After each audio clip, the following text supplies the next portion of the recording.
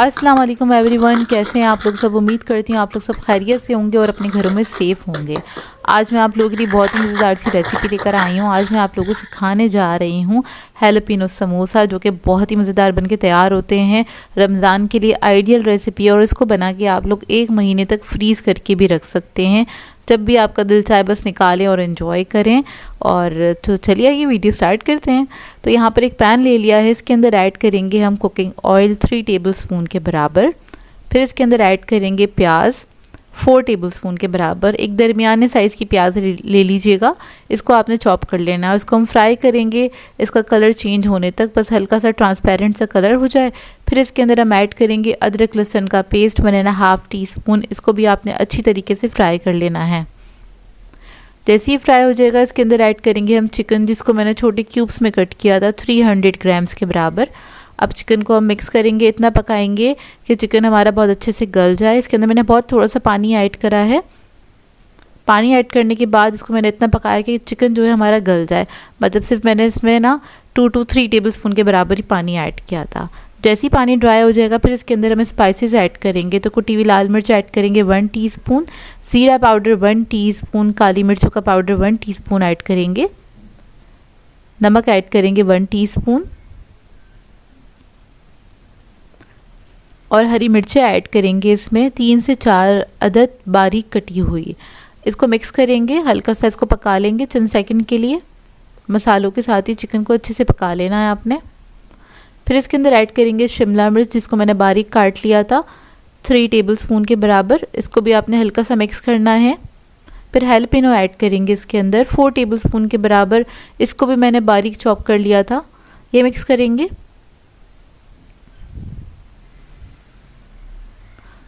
और इसके बाद ऐड करेंगे इसमें सराचा सॉस तकरीबन 1.5 टेबलस्पून के बराबर। इसको भी हल्का सा मिक्स करेंगे और इसके अंदर मेन इंग्रेडिएंट जो जाता है वो है क्रीम चीज़।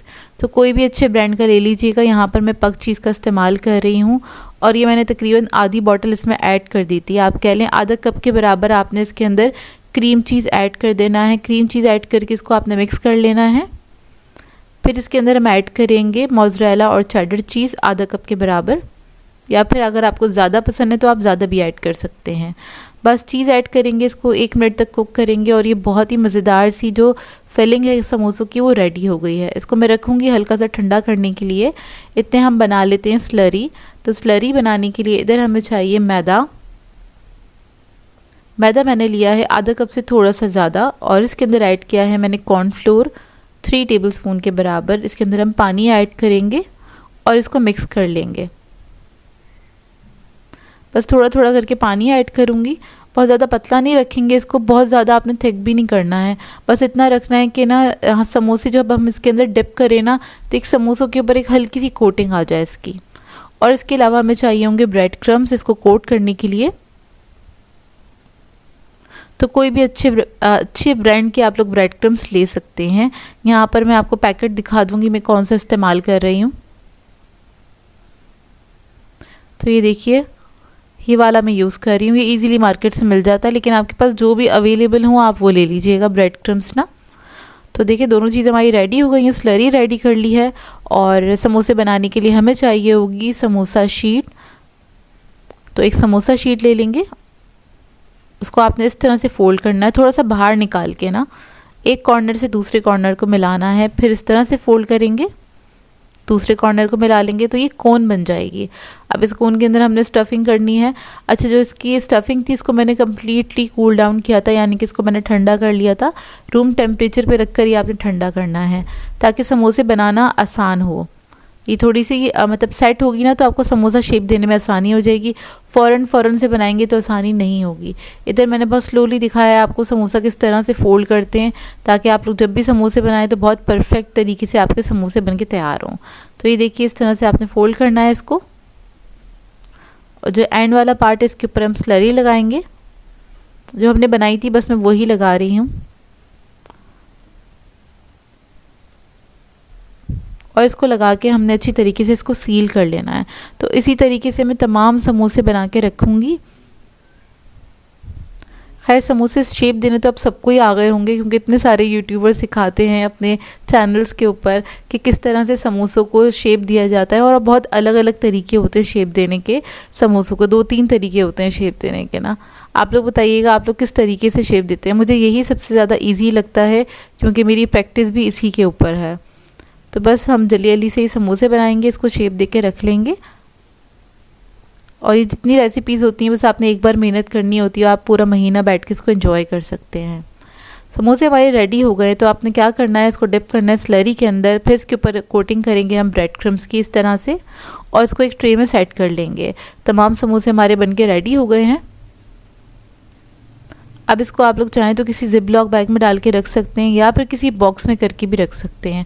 तो इसको मैंने इस तरह से बॉक्स में करके रख दिया था। अब जब भी मेरा दिल चाहेगा मैं निकालूंगी फ्रीज़र में से, इसको एंजॉय करूंगी। ये सारी रेसिपीज़ मैंने तकरीबन 20 दिन पहले बनाई थी, और अभी आप लोगों के साथ शेयर कर रही हूँ।